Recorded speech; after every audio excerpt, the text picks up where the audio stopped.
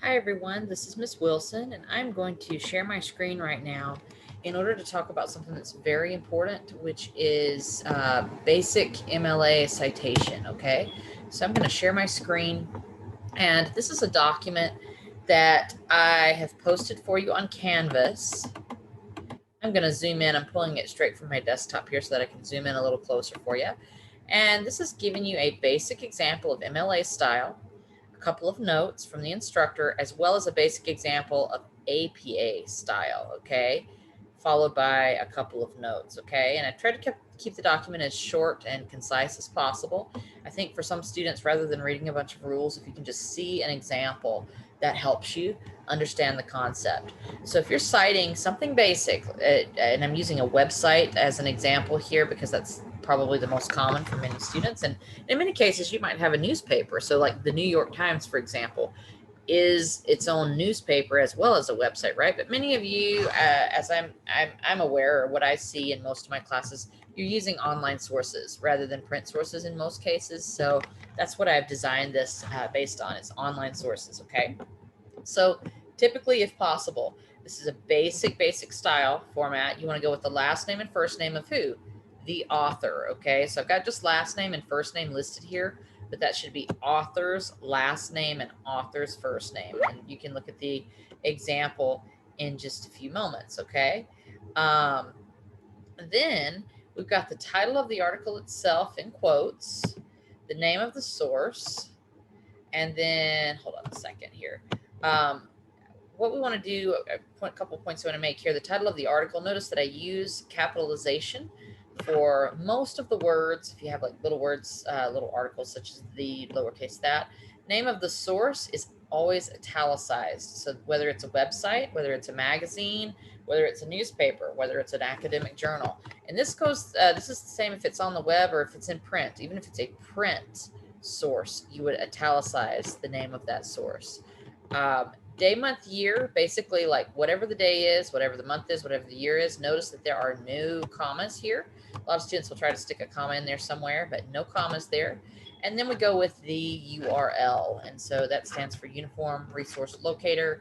It's the big long link that you see at the top of the screen. On any website. You can copy and paste that and send it to someone. All they have to do is click on it in order to access the material. So that's what you basically want to do. A couple of other things I want to bring your attention to. Typically, we set aside each section. So the author section is right here. The title of the article is a section. The name of the source is a section. The date is a section in the URL. We typically set those apart with periods. In the older style, it was required to set those apart with periods. They will allow some comma usage now once you get past the first two. Like, so you still would put a period at the end of the author's name, the title, but then after that, you're allowed to start using commas. I, out of habit from having learned the old style originally, put periods in all of my cited citations that I create. Notice though I showed you here, this one's got a comma. I'm just giving you that variation, okay? Also do note that we put the period on the inside of the quotation marks. So for the title of the article, you put quote marks around it, capitalize most words, period goes on the inside, and then you start your next section. So those are just a couple of little notes I wanted to bring about there. Here's an example, Wilson, Jennifer, how to cite a source in MLA style. My very cool professor website, that website does not exist, I just made it up. 20 March 2014. So today's date is actually October 29th of 2020. So I want to point out that this is not today's date. This is the date of publication. So when you see this day, month, year example up above, that's referring to date of publication. And then here's the URL where I can click on the, this is not a real website, so please don't click on it. But how I could click on it to get to it online, okay? And then another thing MLA does encourage, it is not required, but according to the current MLA standard, it is encouraged for you to put the date accessed. So literally, if I wanted to, I could put accessed and then put the date of access, okay? I don't, but many students, again, I'm showing you a basic format.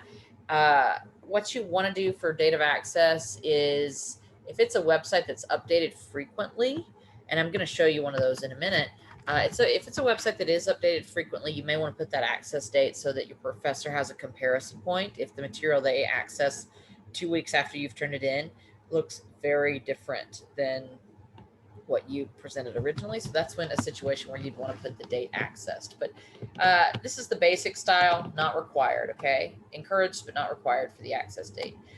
You can look at these notes. Some websites and articles may not have only one author with a first and last name. For example, if I'm doing a presentation on Toyota and I want to pull info from Toyota.com, the author is considered to be the company or organization itself. I'm actually going to use Toyota as an example for you in just a minute. You still need to direct me to the exact title of the page you're looking at because Toyota.com has a lot of different tabs and pages. So in this case, you'd start with the exact title, etc. Let me go ahead and I'll switch screens in just a second and go ahead and show you what I'm talking about here. Also, additional note, if there's not an exact date posted, scroll down to the very bottom of the screen and at least include the copyright year. The URL is the full length, okay? So it's the full length at the top of the page. I already covered that. So I'm going to actually stop this screen share just to show you. I'm going to go to Toyota.com for one of the assignments in my AppLed 123 class. Students are researching employers. So I am at Toyota.com here, USA Careers. So this is like the careers section of Toyota.com, careers in the USA. But wait a minute, I don't have an exact author who wrote this particular page or presented this information. I don't have a credit for who took this photo, for example. We don't know, right? So there's a lot here, but I don't see an author. What do I do? While I'm at it, I don't know if you can see this on my screen. I will try to zoom in a tiny bit if possible. But if you can zoom in on your screen at the very, very bottom of the page here, they've got a copyright year. So I didn't see an exact date, but they've got their copyright information at the bottom. Toyota Motor Sales USA Inc. And it's copyright 2020. You don't have to include the little C, but even if I don't have an exact date, if I've got 2020, like this is current information, that's what you're doing. You're letting the professor know how current this information is. When was it published? How relevant is it? Okay. So you can at least put the year for your citation. Now, we've got 2 or 3 different things going on the screen here. So we've got Toyota, proud mobility partner. We're more than just great cars and trucks, mobility for all. So this looks like it's a video. And what I would label as the title is actually maybe this, Start Your Impossible with Us. They've got 2 or 3 different articles if you look. They got fast facts that I could click on, so I could click on one of these different tabs. I'll show you that in a little bit. We've also got Life at Toyota, Leading Future with Our People, Career Possibilities. So what you want to do is direct the professor to where you got the information. If I pulled some information from this website, rather than just giving my professor, oh, here's the link, toyota.com/USA/careers, I'm like, well, where did you get this quote that you pulled? You know, like I've got a lot to look at here. Exactly where did it come from? Okay. So ideally you want to pull from what's called a title. Present me with a title, because I could click on any of these tabs and still be inside of the same website, but I'm looking for what you quoted and I can't find it. You see what I'm saying? So the goal is to get your professor to the exact location or page where you found your quote. So in this situation where it's not absolutely clear, I would go with Start Your Impossible with Us, simply because it's the first title, it's at the top. It helps me to at least know if I'm on the right page, okay? If you did, as a student, choose Mobility for All, again, at least starting here would let me know that I was on the right page as your professor, okay? So you might, if you pulled something directly from Life at Toyota, pull like that as your title, like, because this is the article, right? Underneath here, we have a little article about Life at Toyota. We have a separate article here about career possibilities, Dream, Do, Grow. You see what I'm saying? So if you wanted to be more specific and quote Life at Toyota as your title, and then you move into the rest of the citation, toyota.com in italics, the year, which is 2020, and then the URL, that at least helps me to zero in on the article that you looked at and where you pulled your information. Okay, so remember that's what the purpose is. So ultimately, if it's the night before something's due, you find yourself in a bind, I'm not sure exactly how to cite this. Well, think about what the goal is. The goal is to help your professor find the source where you pulled your information, right? Uh, take me to where you found that info. That's the goal. Now let's look at APA really quick. So APA is a little different, but what I want to bring your attention to is it requires the same elements, the same items. No matter if you're citing an MLA or APA, you want to find the same things and give credit to those things every single time. So no matter what, we still want to identify who the author is if possible. We just established with the Toyota website that we didn't have one. It was the organization that authored that whole website or that page. But if there is a specific author, give credit to that person, okay? And we just use the first initial there. We don't spell out their whole name. Year, comma, month, day, that's the format for APA's date. We put parentheses around it. That's just how they format it, okay? And then we put the period on the outside here for the APA date citation, okay? Title of the article with no quotes, mostly lowercase. So we're going to have lowercase letters for most words. The first word gets a capital letter, and if there's something really specific, so a proper noun, the name of a city, the name of a state, the name of a country, the name of a person, the name of a company, the name of a brand, the name of a river, the Mississippi River or something like that.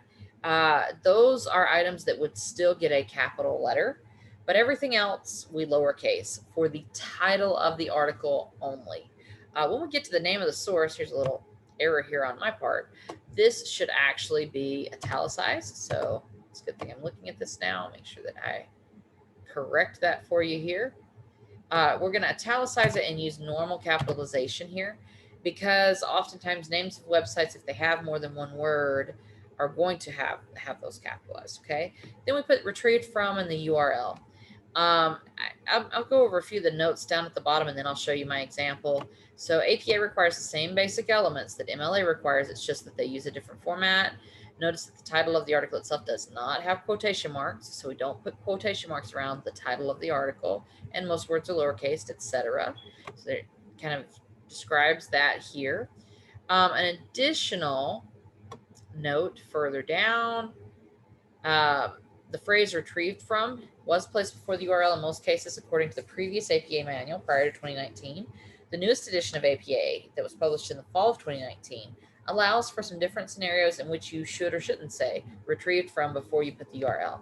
For the purposes of this class, so for my class, I'm not worried about it. I don't want you to worry about those rules. I will accept the URL either with or without the phrase retrieved from. As long as you have it there for me to click on and use, that's the most important thing, okay? So I just wanted to make a note about this retrieved from phrase. So the older style wanted you to have the phrase retrieved from and then copy and paste your URL. The newer style has some different scenarios in which you would or wouldn't use retrieved from, but we're not worried about those at the moment, okay? So Wilson, comma J. So again, just the first initial for that author. Look at how we've reversed the order of the date here. There is a comma right here. 2014, comma, and then the exact date. Put my parentheses around it, and then also put the period on the outside. How to cite a source in APA style. Notice everything is pretty much lowercase here except for the H in how, because it's the first word. And APA is a proper, it's an acronym, stands for something, right? But it's a proper noun. It's the exact name title of something, right? My Very Cool Professor website is in italics, and we keep normal capitalization there. Retrieved from, and then the URL, okay? So retrieved from, and then the URL. You're not going to go wrong if you do include the retrieved from. So I advise students to just go ahead and have that as part of your format. It's the very newest edition of APA that gives you some scenarios in which you do not have to have it anymore. So I would rather just teach students like a standard that you can kind of memorize and keep with you at all times. Go ahead and include the retrieved from as just a good rule of thumb if you're not sure. I won't penalize one way or the other though in my class, okay? Let's go back to Toyota, and I'm going to start citing this source actually at the bottom of this document. So before I go there, we established, I'm going to do MLA example from Toyota article. Toyota, can't spell toyotatoday.com. So for my MLA example, I think it was called Start Your Impossible with us. There was no author. The company itself is the author. So we're going to go straight into it. We start with the next piece of information that we need, which is the title of the article. Toyota.com, 2020. And then I would copy and paste the URL. Okay, so www.toyota, I think it was .com/USA/careers, I think. Obviously, I would copy and paste that directly from the website and put it into my citation before I finalize everything, right? Remember to italicize that. APA style, you do not start with the date. So if you look back at the APA format, the first item is the author, but if there is no author, we would start with the date. That's the next piece of information. APA has a rule. We never start here. APA has a rule that if there is no author, you start with the title also. So we would actually move this forward, and then everything else would fall into its normal space. Okay, and I'll explain why in just a second. So now APA style, start your impossible with us. Remember, we do not use quote marks in APA, and notice I've lowercased everything except for that first word. Now we would go with the date, 2014 March. Oh, wait, I've got the wrong date going here, right? That's not for Toyota. Toyota just has the 2020 year. That's all they have. Toyota.com. Retrieved from www.toyota.com. And one of the things about the retrieved from is that you can take someone only to the home page, but the idea is that the other information that's been presented would help them get to the home page and then navigate to the tab they want. My argument as a professor would be that your professor prefers a little bit more versus a little bit less. So go ahead and put that full URL. And the newer edition of APA gives some guidelines and guidance for that as well. Again, we're not going to get into that, but you're never going to go wrong by providing your professor with a little bit more information. So giving a full URL, I don't think any professor is going to complain about. So this is MLA. Let me bold that here. Let me label this as APA for you guys. And then I wanted to point out a why.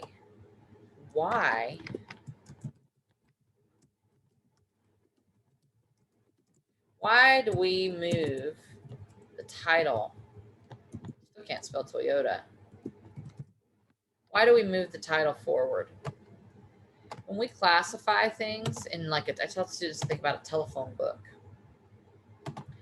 Telephone book, you would never look me up by looking up the name Jenny. You would look up the name Wilson, the last name first, right? If you were trying to find me in the telephone book. So that's why we typically want to always start with the author. If there is no author, we can't really find something based on the year. If I was trying to search it, I wouldn't type in 2020 or even March 20th of 2020 and be able to find any kind of article on the internet. Could you imagine what Google would look like if I just typed in March 20th of 2020 as the first keyword search to try to find what I'm looking for? So think about it like that. However, if I type in on a Google search, start your impossible with us, it may be that there's other companies out there that are using that catchphrase to encourage people to apply for jobs on their website, but there's a good chance that this website would come up at least in the first 10 hits, right, on Google. And so I'm actually going to show you that. Let's try it. Let's go to Google and try it. So here I am at the Toyota website. If I go to Google and just say, start your impossible. Oh, here's start your impossible Toyota came right up, okay, with us. It did come up right towards the top. And again, that's not to say that there's not someone else out there who's maybe used the same catchphrase or whatever, but the goal, right, of citing a source is to try to help your professor get there. So why do we have to have all these other pieces of information, Ms. Wilson? Well, let's say the URL that you send me to, if all you did was just copied and pasted a bunch of links for me, and at the end of your presentation or at the end of your paper, you just have link, link, link, link, link. Here, click on this and you can find what I used. If I don't have any other information, I might end up, and I have actually had this happen within 48 hours of me pulling from a teacher presentation of a website. 48 hours later, after I had pulled the info from the website, I got a 404 not found error. They had taken it down. and I was standing up in front of a class of students sharing something. So luckily, I cited the full source, and I was able to take those other pieces of information that I cited, such as the title, the author, etc., the date, and I was able to still find it again, even though they had moved it to a different website or whatever.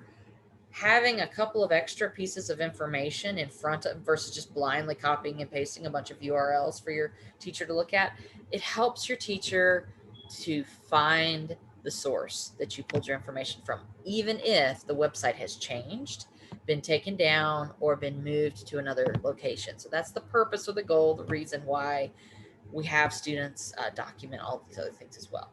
So I hope that this has been helpful. Again, I'm going to update. I had one correction that I made further down on this page, but this is going to be posted on Canvas in order to help you as you cite your sources for this class. Have a good day, guys, and I'll catch you later on. As always, ask me any questions if you need to. Bye-bye.